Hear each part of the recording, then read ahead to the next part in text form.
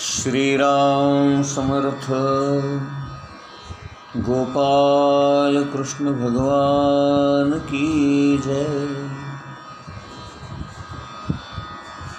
एक फार मोठा तत्वज्ञानी माणूस असं म्हणतो की आश्चर्यामधूनच तत्वज्ञानाचा उगम झाला. Philosophy begins with wonders. आणि भगवद्गीतेमध्ये सुद्धा हा उल्लेख केलेला आहे. आश्चर्यवत पश्यति कश्चिदेनम.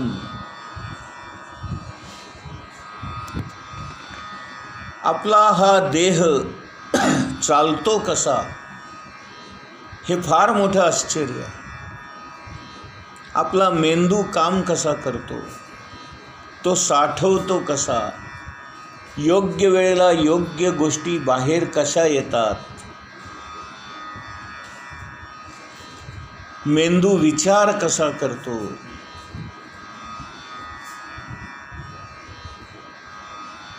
ते विचार शब्दातून कसे व्यक्त होतात, त्याला साजेसे शब्द कसे निवडले जातात,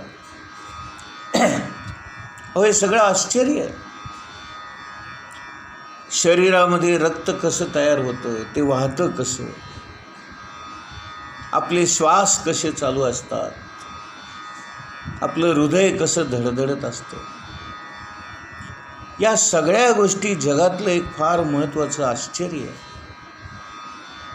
आणि भगवंताच्या कृपेने, त्याच्या इच्छेने या गोष्टी घडत असतात. आपण असं समजतो की एखादा माणूस बोलू लागला म्हणजे तो किती ज्ञानी आहे हे आपल्याला समजतं. म्हणजे त्याच्या शब्दावाटे, त्याच्या उच्चारांवाटे ज्ञान बाहेर व्यक्त होतं. आणि हे व्यक्त होण्यापूर्वी मेंदूमध्ये साठवलं जातं कसं, योग्य वेळेला ते बाहेर येतं कसं, आणि शब्दाद्वारे ते लोकांपर्यंत पोहोचतं कसं. केवढं मोठं आश्चर्य आहे.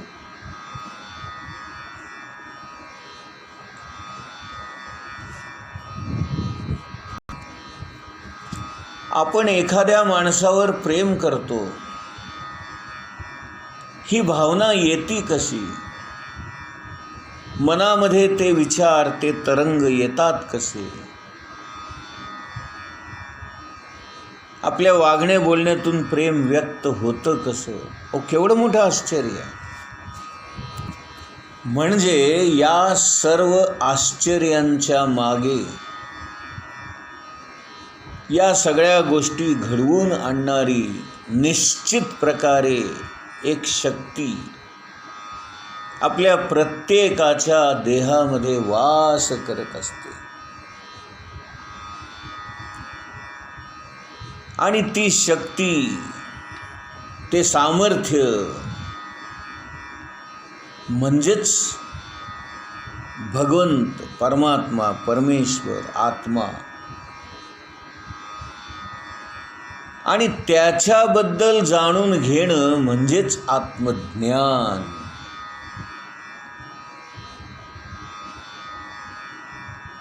एक इंग्लिशमध्ये फार सुंदर वाक्य आहे. I think, therefore I am. मी विचार करू शकतो म्हणजेच मी आहे. आणि मी आहे, हा जो मी आहे, खरा मी, आणि तोच आत्मा होय, तोच परमात्मा होय, तोच जीवात्मा होय. आणि या आत्म्याच्या उपस्थितीमुळे, त्याच्या असण्यामुळेच हे सारं जग चालू आहे.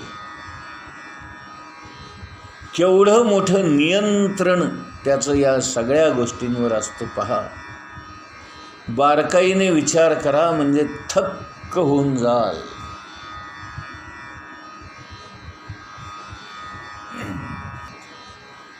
आपण जो प्रपंच करतो, जो संसार करतो, ज्याला आपण आपलं घर म्हणतो, आपली माणसं म्हणतो, आपले नातेवाईक म्हणतो, आपली पत्नी, आपली मुलं बाळं, आपला पती, हा सगळा प्रपंच जो आहे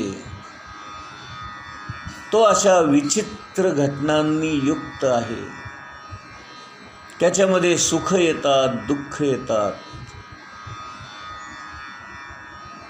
केव्हा काय घडेल सांगता येत नाही. आज सुखाचे दिवस असतील तर उद्या एकदम दुःख कोसळतं, आभाळ कोसळतं. आणि आज दुःखात असू तर एकदम उद्या सुखाची पहाट उगवते. आनंदाचा, समाधानाचा एक झुळूक आपल्याला अनुभवायला मिळते.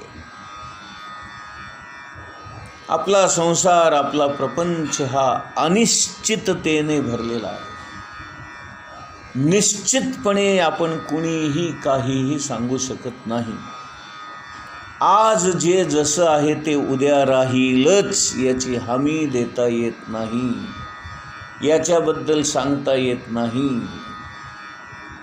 आणि म्हणून गोंदवलेकर महाराज म्हणतात, आपण सर्व प्रापंचिक माणसं या ज्वालामुखीच्या तोंडावर बसलेलो आहोत.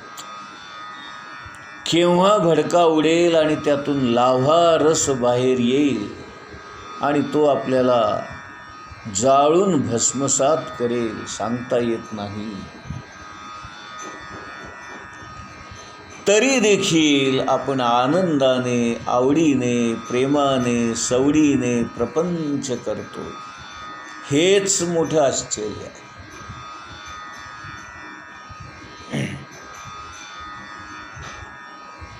जगामध्ये सगळ्यांना मृत्यू येणार हे माहीत असून सुद्धा आपल्या सगळ्यांची जगण्यासाठी धडपड चालू आहे. हेच मोठं आश्चर्य आहे.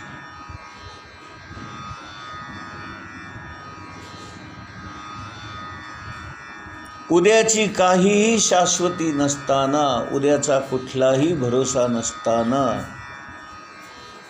आपण उद्याची आशा मनात धरून आज निश्चिंतपणे झोपी जातो. पण उद्याचा दिवस कसा उगवेल, काय घडेल, आपल्या पुढे काय वाढून ठेवलेलं आहे याची कोणालाही कल्पना नसते. आणि म्हणूनच इंग्लिशमध्ये नेहमी म्हटलं जातं, future is always in dark. भविष्य हे नेहमी अंधारात असतं आणि ते अंधारात असतं हेच योग्य असतं. अज्ञानामध्ये सुख असतं तेच योग्य असतं. सगळ्याच गोष्टी कळायला लागल्या, सगळ्याच गोष्टी समजायला लागल्या तर आपलं जगणं अशक्य होईल. त्यामुळे ही सुद्धा भगवंताची आपल्यावर असणारी एक कृपाच समजावी. आणि काही काळ गेल्यामुळे कालांतराने आपल्याला जाणवणारे धक्के, चटके हळूहळू सौम्य होतात आणि काही दिवसांनी आपल्याला त्याचं विस्मरण होतं. आपल्या आयुष्यात घडलेले प्रसंग, आपल्याला पडलेले धक्के, बसलेले धक्के, आपल्याला झालेला त्रास, आपण भोगलेले दुःखाचे क्षण, या सगळ्या गोष्टी आपण विसरून जातो. हे सुद्धा एक आश्चर्यच आहे आणि भगवंताची कृपाच आहे.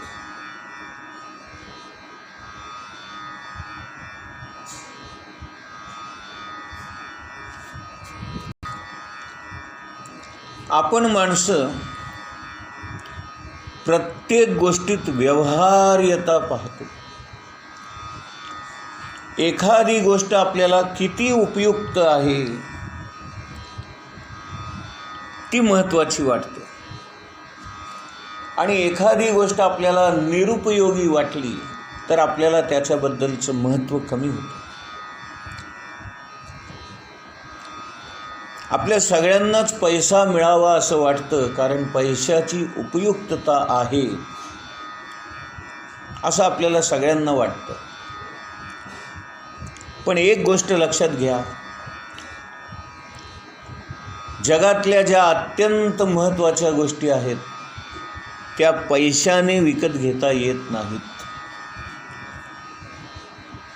आत्मज्ञान, आत्मदर्शन, गुरुकृपा, गुरूंचा अनुग्रह, आपल्यावर करणारी प्रेम करणारी माणसं,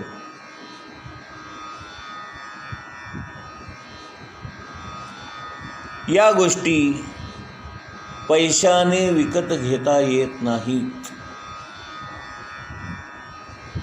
आपण एखाद्याला म्हणू शकत नाही की हे 1,00,000 रुपये घे आणि माझ्यावर प्रेम कर. अशा प्रकारे आपण जबरदस्ती करू शकत नाही. पैसे देऊन एखाद्याला मारता येतं, एखाद्याचा खून करता येतो, पण पैसे देऊन एखाद्याला जन्माला नाही घालता येत. पैसे देऊन झाडं तोडता येतील, पण पैसे देऊन झाड निर्माण नाही करता येत. त्याला भगवंताची कृपाच लागते.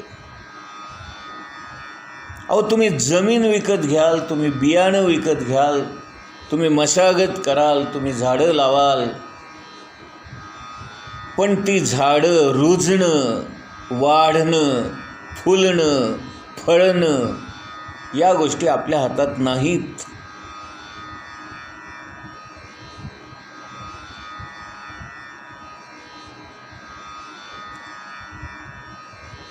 पैशाने सगळ्याच गोष्टी मिळत नाहीत हो.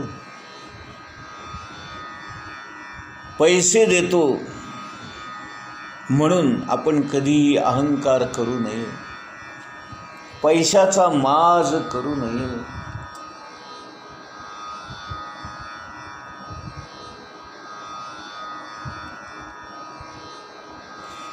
या सगळ्या गोष्टी अपुऱ्या आहेत, अपूर्ण आहेत आणि नेहमीच कधी ना कधी संपून जाणाऱ्या आहेत. इथे फार महत्त्वाचं एक सूत्र किंवा तत्व आपल्याला सांगतो. मुळामध्ये देहच नाशवंत असल्यामुळे देहाच्या संबंधातल्या सर्वच गोष्टी नाशवंत असतात. हे दृश्य जग नाशवंत असल्यामुळे दृश्य जगाशी संबंधित सगळ्या गोष्टी नाशवंत असतात. आणि आपण सगळीच माणसं अपूर्ण असल्यामुळे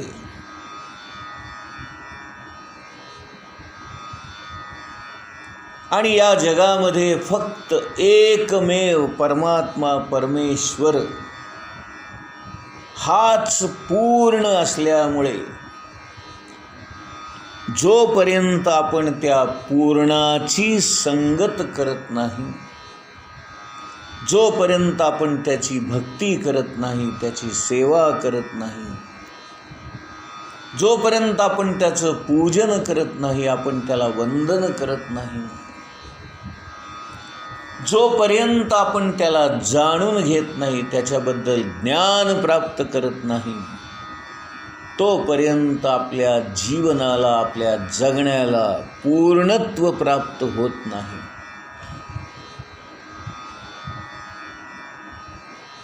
आपण सगळी प्रापंचिक संसारी माणसं देह आणि देह सुखालाच महत्त्व देतो.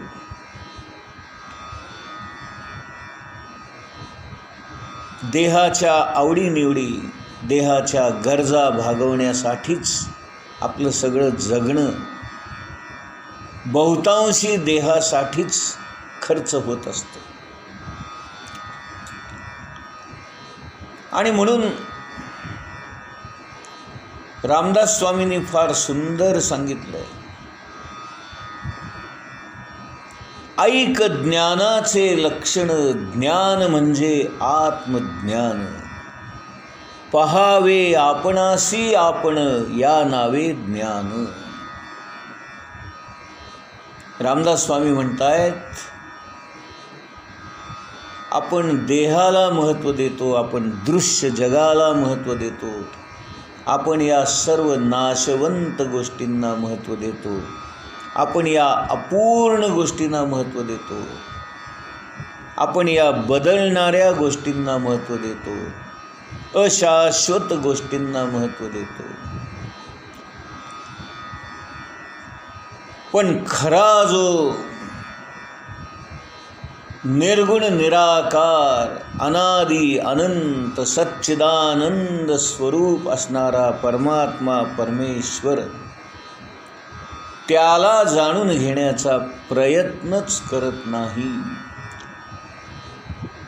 आणि हेच आपलं जीवनामधलं दुर्दैव समजावं.